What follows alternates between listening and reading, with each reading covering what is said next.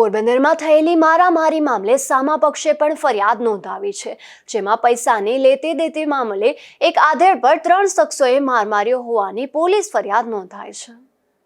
પોરબંદરમાં થયેલી મારામારી મામલે સામા પક્ષે કડિયા પ્લોટના શેરી નંબર 1માં રહેતા અરવિંદ ઉર્ફે અજુ રામભાઈ ચૌહાણે ક્રોસ ફરિયાદ નોંધાવી છે, જેમાં એવું જણાવ્યું છે કે તેના દીકરા શિવમ પાસેથી તેમના જ લતામાં રહેતા હર્ષદ ઉર્ફે નાસ્તો રમેશ મકવાણાએ 15,000 રૂપિયા 3 મહિના પહેલા હાથ ઉછીના લીધા હતા અને રૂપિયાની લેતી દેતી બાબતે હર્ષદ અરવિંદના દીકરા શિવમ સાથે અવારનવાર બોલાચાલી કરતો હતો। શિવમ રૂપિયાની ઉઘરાણી કરતો ત્યારે હર્ષદ અને તેનો ભાઈ મયુર ઉર્ફે મયો અવારનવાર માથાકૂટ અને ઝઘડો કરતા હતા।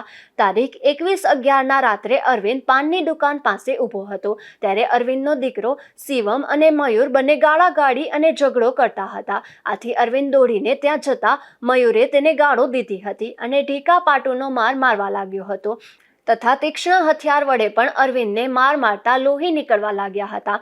તે દરમિયાન અરવિંદની પત્ની કમળાબેન પણ આવી ગઈ હતી અને તેણે વચ્ચે પડીને પતિને વધુ મારથી બચાવી 100 નંબર ફોનમાં જાણ કરી પોલીસને બોલાવી હતી। તે દરમિયાન મયુરનો ભાઈ હર્ષદ ઉર્ફે નાસ્તો રમેશ મકવાણા અને તેનો મિત્ર વિજય કેશુ વાઘેલા કે જે રોકડિયા હનુમાન મંદિર નજીક કર્મચારી સોસાયટીમાં રહે છે, તે પણ ત્યાં આવ્યા હતા અને ગાળો દઈ જાનથી મારી નાખવાની ધમકી આપી હતી।